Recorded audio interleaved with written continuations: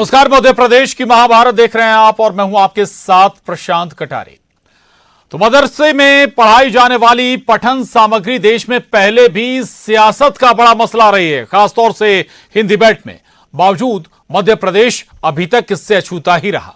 लेकिन अब एमपी में भी मदरसे पर शुरू हुए सियासी बवाल और सवाल भी उठे जो मदरसों से होते हुए संघ से जुड़े सरस्वती शिशु मंदिर तक जा पहुंचे।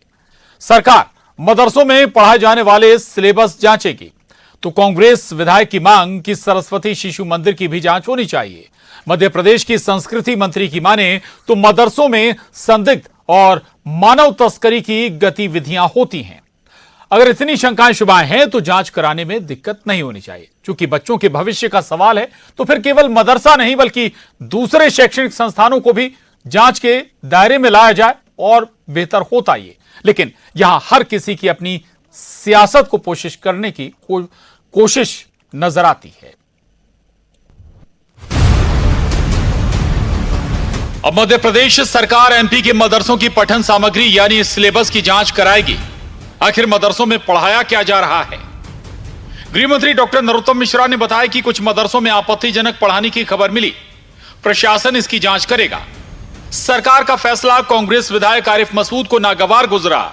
आरिफ मसूद का हमला कि जांच केवल मदरसों की क्यों, सरस्वती शिशु मंदिर की क्यों नहीं। आरोप कि सरकार एक खास वर्ग को टारगेट कर लोगों को बांट रही है।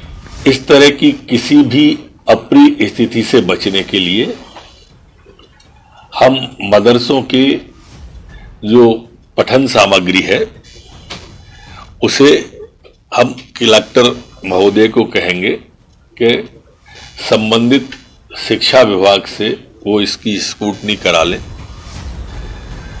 और उसकी व्यवस्था सुनिश्चित रहे।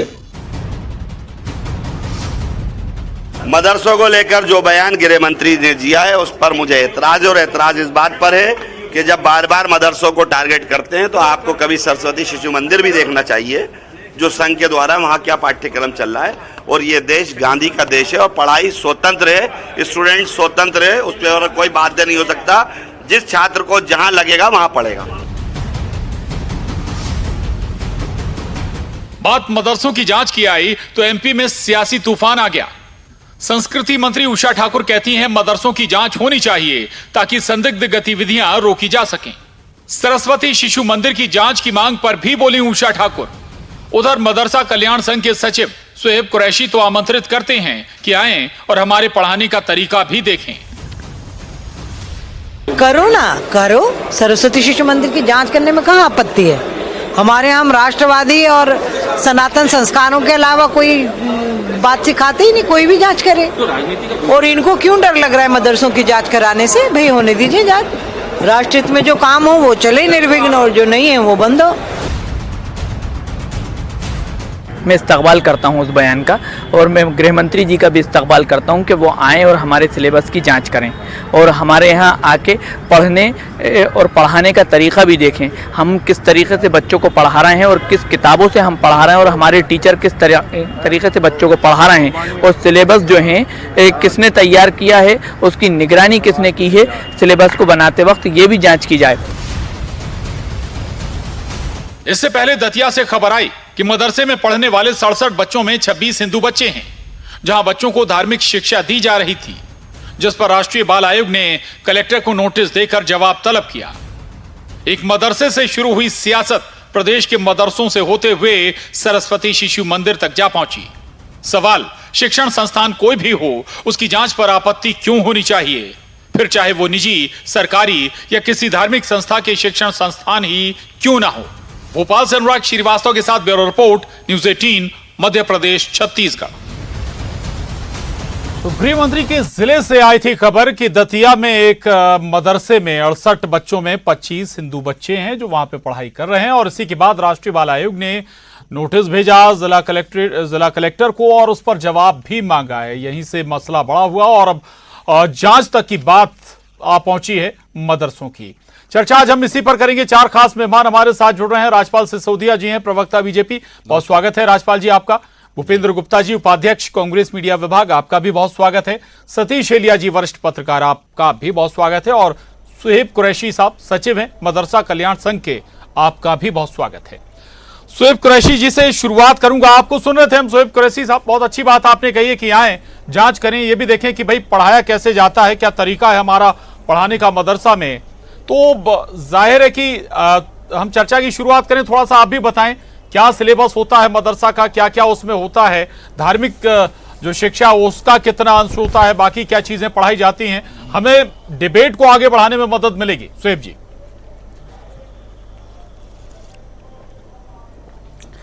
सर, हमारे यहाँ जो शासकीय स्कूल का सिलेबस है वो सिलेबस हमारे यहाँ पढ़ाया जाता है। जो किताबें हमारे यहाँ पढ़ाई जा रही हैं वो राज्य शिक्षा केंद्र की निगरानी में मध्य प्रदेश पाठ्य पुस्तक निगम इसको छापता है और वो किताबें मदरसों को निशुल्क वितरित होती हैं और ये किताबें हमारे यहाँ पढ़ाई जाती हैं। इसमें जो लोग सियासत कर रहे हैं या जो लोग भी एक मदरसों में निरीक्षण, बार बार मदरसे का निरीक्षण न बोलकर उसको ये बोले हम सिलेबस का निरीक्षण करेंगे, हम सिलेबस का जांच करेंगे, उनको ये तथ्य पता चले हैं कि जो मध्य प्रदेश में सरकार द्वारा जो किताबें दी गई हैं और उसमें कुछ ऐसे आपत्तिजनक कंटेंट हैं, ऐसे आपत्तिजनक चीजें हैं जो देश हित में, प्रदेश हित में नहीं है, तो उसको शीघ्र रोका जाए। और जिन लोगों ने इस किताब को, इस सिलेबस को इस प्रकाशित किया है या उसको लिखा है, उन पे कार्रवाई होना चाहिए। और ये चीज़ हम लोग भी देखेंगे कि कहाँ कहाँ ऐसी चीज़ें आ गई हमारे शैक्षणिक संस्थानों में कि ये जो गलत हैं देश हित के लिए, प्रदेश हित के लिए। और अगर सिर्फ मदरसे की बात हो रही है निरीक्षण करने की तो मुझे इस पे आपत्ति है, क्योंकि ये सिलेबस सरकार ने हमें दिया है और सरकार द्वारा दिया गया सिलेबस ही हम चलाते हैं। मदरसों के लिए ये भी जांच की जाना चाहिए कि उनके जो पढ़ाने वाले शिक्षक हैं उनको वेतन कब से नहीं मिला, उनकी किताबें कितने बच्चे दर्ज हैं और कितनी किताबें मिली, उन बच्चों को मध्याह्न भोजन कितना मिला और उन बच्चों के लिए जो शासन ने वादा किया था कि यूनिफॉर्म देंगे, गणवेश देंगे, वो कितने सालों से बच्चों को नहीं दिया। बच्चे किस तरीके के कपड़े पहन के, हमें बड़ा खूबसूरत लगता है, बड़ा अच्छा लगता है कि हमारे जो हैं सरकारी स्कूल के बच्चे एक से यूनिफॉर्म में जाते हैं। हमारे बच्चे रंग बिरंगे कपड़े क्यों पहन के आ रहे हैं? उनके लिए भी शासन को यूनिफॉर्म देना चाहिए था, जैसे पहले शिवराज सिंह जी के पहले कार्यकाल में दिया जाता था, इस कार्यकाल में भी दिया जाए। जी, बहुत महत्वपूर्ण बात आपने कही है। सरकारी निधि और सुविधाएं इन मदरसों को भी मिलनी चाहिए। राजपाल जी, आपत्ति है शोएब साहब को, ठीक है, आप मदरसा जाइए, मदरसा में सिलेबस चेक करिए, कहाँ क्या पढ़ाया जा रहा है, गलत पढ़ाया जा रहा है, नहीं पढ़ाया जा रहा है, तो लेकिन मदरसा भर क्यों, बाकी स्कूलों को, बाकी संस्थानों को भी शामिल करिए। आरिफ मसूद साहब तो कह रहे हैं कि सरस्वती शिशु मंदिर भी उसमें शामिल हो।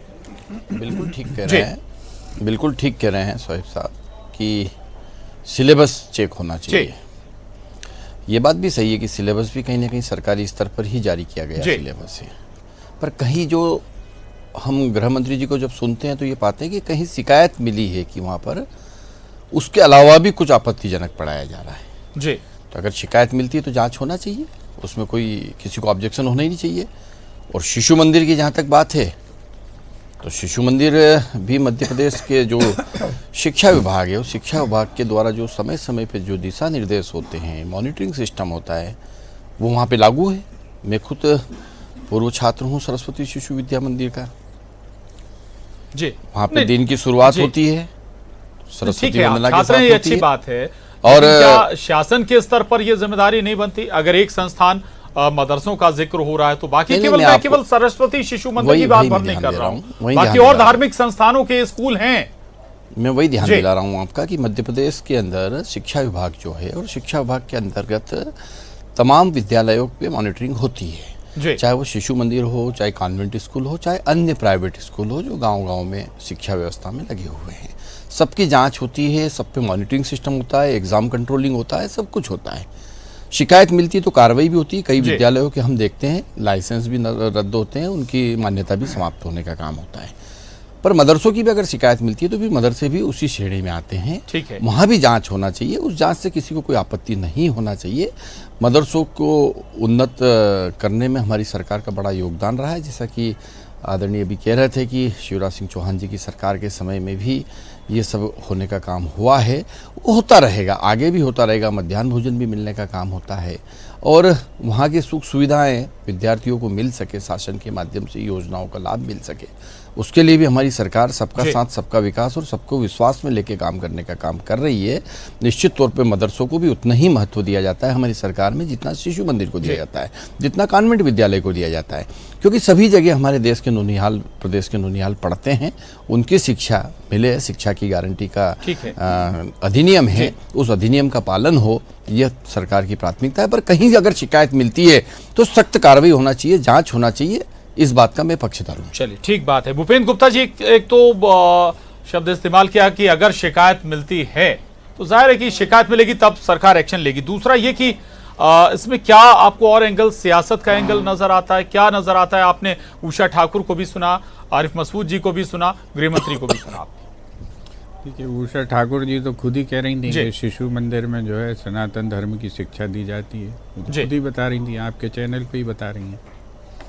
तो अगर किसी और संस्था में कहीं धर्म से संबंधित कोई बात बताई जाती है तो इस पर आपत्ति या गुरेज करना नहीं चाहिए। दूसरी चीज़ ये है कि ये तो पता लगा लें कि इस संस्था का जो है चेयरमैन कौन होता है बोर्ड का। मुख्यमंत्री जी इसके चेयरमैन हैं, आपका जो है इंदर सिंह परमार इसका जो है पदेन चेयरमैन है, और आपके जो है मैं आपको नाम बता दूं जी कि एक पंडित जी इसके सेक्रेटरी हैं। तो मदरसे में ये कुछ भी गड़बड़ियाँ हो रही हैं तो इतनी महान विभूतियाँ क्या कर रही हैं? क्या मुख्यमंत्री जी की अध्यक्षता में जो इस बोर्ड का गठन हुआ उन्हें मालूम नहीं है कि उस वहाँ पर गड़बड़ियाँ हो रही हैं? ये जो है जिसके जो है यहाँ के हमारे शिक्षा मंत्री जिसके अध्यक्ष हैं उनको ये मालूम नहीं है कि मदरसा बोर्ड में क्या हो रहा है। और सबसे बड़ी बात कि जिन श्रीमान हमारे गृह मंत्री जी का बयान आया है, उनके खुद के नगर में, उनकी खुद की कॉन्स्टिट्यूंसी में कलेक्टर ये कह रहा है कि हमें सोशल मीडिया से पता चला है। इतनी जो है उदासीनता, इतनी जो है कहना चाहिए कि सरकार, इस तरह से सरकारें चलती हैं क्या?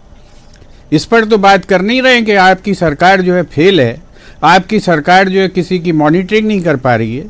ये जो है रजिस्टर्ड है सारे मदरसे रजिस्टर्ड होने के बाद इनको बोर्ड मान्यता देता है, इनका सिलेबस, इनको किताबें, ये सबको पता है। ये जो बयान देने वालों को भी पता है कि ये किताबें राज्य शिक्षा केंद्र बनाता है। इसके बावजूद इस तरह की बात अगर की जा रही है, जांच करो ना आप आदेश निकाल दो कि सारी संस्थाओं के सिलेबस की जांच कराई जाएगी। जो सीबीएसई से है वो सीबीएसई की किताबें हैं, जो मध्य प्रदेश बोर्ड से वो मध्य प्रदेश बोर्ड की किताबें, जिनको जो है आपने जैसी किताबें दी हैं वैसी किताबें पढ़ाई जा रही हैं। इसके अलावा कुछ अगर गलत असंगत पढ़ाया जा रहा हो तो आप उसको जनरलाइज मत करो। ये बताएं कितने मदरसों के खिलाफ कंप्लेंट आई, जिनके खिलाफ कंप्लेंट आई वहाँ जाकर जाँच कर लीजिए। आप बयान इस नियत और इस बदनीयत से देते हैं कि एक विभाजन की रेखा खड़ी हो और वहाँ पर लोगों को आपत्ति है। किसी को आपत्ति थोड़ी, वो तो खुद ही कह रहे हैं, वो जो पढ़ाने वाले साहब के साहब आइए जांच कर लीजिए। किसको आपत्ति? किसी को आपत्ति नहीं है।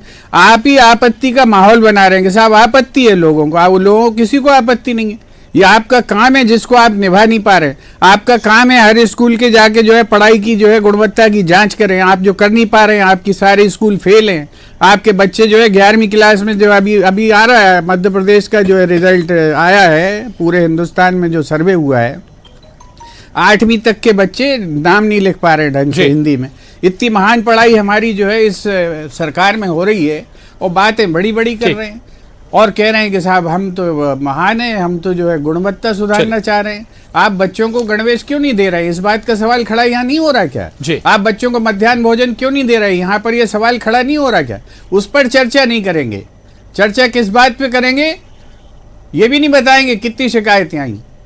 2700-2500 से ज्यादा मदरसे रजिस्टर्ड हैं। बताएं कितने मदरसों की शिकायतें आई हैं जी, और उसके बाद जो है चर्चा करें। जी यशपाल जी, इन्हीं सवालों पर आपसे जवाब लूंगा। उससे पहले मैं सतीश जी के पास जाऊंगा। सतीश जी, वाकई में ये केवल मदरसे का मामला है, सिलेबस का मामला है, या फिर आगे की सियासत, या फिर चूंकि इलेक्शन नजदीक है और ऐसे मुद्दे कई बार सियासत को भाते बहुत हैं, पोलराइजेशन के जरिया भी बनते हैं? देखिए, कुरैशी जी ने जो बात कही वो भी एकदम बिल्कुल दुरुस्त है जी। राजपाल जी ने भी कही, उनकी भी बात भी एक तरह से दुरुस्त है, और भूपेंद्र जी कह रहे हैं वो भी पूरी तरह से दुरुस्त है। इस सब के बीच में जो दो बाइट आपने सुनाई है, वो मंत्री जी कह रही हैं, उषा ठाकुर जी, कि हमारे यहाँ सरस्वती स्कूल को वो हमारे यहाँ कह रही हैं जी। इससे लाइन पता लगती है। आरिफ मसूद उनका पक्ष मदरसा की तरफ से प्रवक्ता की तरह बोल रहे हैं जी। इससे पता लगता है कि ये पॉलिटिकल मामला बनाया जाता, पॉलिटिकल असल में है नहीं जी। असल मसला है क्या मदरसा मान्यता प्राप्त है तो वहां मध्याह्न भोजन क्यों नहीं मिल रहा? बिल्कुल। मान्यता प्राप्त है तो मदरसे के जो बच्चे हैं उनको यूनिफॉर्म क्यों नहीं मिल रही? जांच किस बात की होनी चाहिए? अगर शिकायत ये आती है कि जो पाठ्यक्रम स्वीकृत है राज्य शिक्षा केंद्र से, पाठ्यक्रम समिति से मंजूर है, और आप निश्चित रूप से पाठ्यक्रम जब तैयार करते हैं तो उसमें विद्वान रखते हैं विषय के, तो वो उसमें यदि कोई त्रुटि है, जैसे एक इंदौर का एक मामला भी विधि महाविद्यालय का सामने आया, तो सरकार का ही कॉलेज में किस तरह की चीज़ें वहाँ पढ़ाई जा रही थी, तो वो आपत्तिजनक थी और उस पर आपत्ति लोगों ने ली, लेकिन वो वहाँ किताब वहाँ कैसे मौजूद थी? और ऐसे ही अगर जैसे एक अभी मामला दतिया का जैसे बताया कि वहाँ कुछ हिंदू बच्चे पढ़ रहे थे जी, तो हम ये लाइन क्यों खींचते हैं कि मदरसे में सिर्फ मुस्लिम बच्चे ही पढ़ेंगे? बिल्कुल। या सरस्वती स्कूल में मुस्लिम बच्चे नहीं पढ़ेंगे? हम शिक्षा को खानों में क्यों बांटते हैं? मान लीजिए कोई हिंदू बच्चा या ब्राह्मण का बच्चा वो उर्दू में पढ़ना चाहता है तो उर्दू में सरस्वती विद्यालय तो नहीं पढ़ाता जी। और हमारे देश में आज़ादी के पहले भी और आज़ादी के बाद भी उर्दू के बड़े बड़े नामवर शायर और बहुत विद्वान लोग जो हैं जिनका बड़ा नाम है राष्ट्रीय स्तर पर रहा है, वो बहुत सारे उसमें मुस्लिम नहीं थे जी। हम भाषा को मजहब से क्यों जोड़ते हैं? उर्दू मुस्लिमों की भाषा नहीं है, वो भारत की भाषा है। इस तरह से जब हम सोचेंगे तब बात बनेगी। गलत कहीं भी हो रहा है, वो सरस्वती स्कूल हो जी, चर्च का स्कूल हो, चर्च के स्कूल पे कोई सवाल नहीं उठाता, क्योंकि हम कहते हैं कि वो गुणवत्ता की शिक्षा देते हैं। मदरसों में अगर कोई कमी है, संसाधनों की कोई कमी है, और वो यदि उनके पाठ्यक्रम में कोई ऐसी बात है जो राष्ट्र हित में नहीं है, तो आप उसकी जांच कीजिए। जैसे कि यूपी के बहुत सारे मदरसों में कुछ तरह की ऐसी चीजें मिली जो रजिस्टर्ड नहीं थे, मान्यता जिनकी नहीं थी। ठीक है। अगर मध्य प्रदेश में भी वैसे ही है तो नैरेटिव सेट मत करिए, आप तटस्थता से बातें करिए, और जहां से शिकायतें मिलती है, और बहुत बहुत सही बात कही भूपेंद्र जी ने कि वो बात बताई जानी चाहिए कि कितने मदरसों की शिकायत आई, और जांच के बाद भी सामने आना चाहिए। बहुत सेंसिटिव इशू बना दिया गया जबकि है नहीं, वो शिक्षा का मसला है। न्यूट्रल होकर आप एक्शन लें तो ज्यादा बेहतर होता। जी राजपाल जी, हमारे बच्चे हमारे हैं। ठीक बात है राजपाल जी, जो बात भूपेंद्र जी कह रहे थे वो भी, और दूसरा ये वाकई में कि भाई सरस्वती शिशु मंदिर में भी तो मुस्लिम बच्चे आकर पढ़ते हैं, और अगर मदरसों में हिंदू बच्चे चले गए तो फिर क्या दिक्कत हो गई?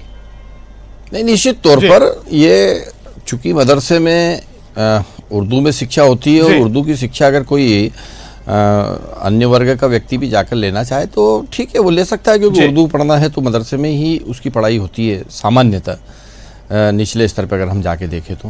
पर इस तरीके से बात करना कि वहाँ पर जांच हो तो जांच नहीं होना चाहिए, ये भी ठीक नहीं है। जांच की कोई बात आती है तो वो होना चाहिए, इसलिए होना चाहिए कि कहीं ना कहीं वो मदरसे भी मध्य प्रदेश शासन की व्यवस्था के तहत ही है, सरकार के ही अनुदान पे और व्यवस्थाओं पे वो चलते हैं, तो सरकार का उसके ऊपर सीधा सीधा हस्तक्षेप भी रहता है। पर देखने में आता है कि कई बार उसको जो है पॉलिटिकली तरीके से नहीं करने दिया जाता है, या फिर उसको इस तरीके से किया जाता है कि विभाजन की बात आने की बात आती है, जबकि ऐसी कोई बात नहीं है। वास्तविक में मध्य प्रदेश सरकार जो है वह मदरसों को लेकर सेंसिटिव भी है, और उनकी प्रगति के लिए और उसका जो है आगे उसका डेवलपमेंट हो, उसको लेके भी कहीं ना कहीं योजनाओं के माध्यम से समय समय पे राशि जारी करने से लेके तमाम मॉनिटरिंग का काम करने का काम करती है।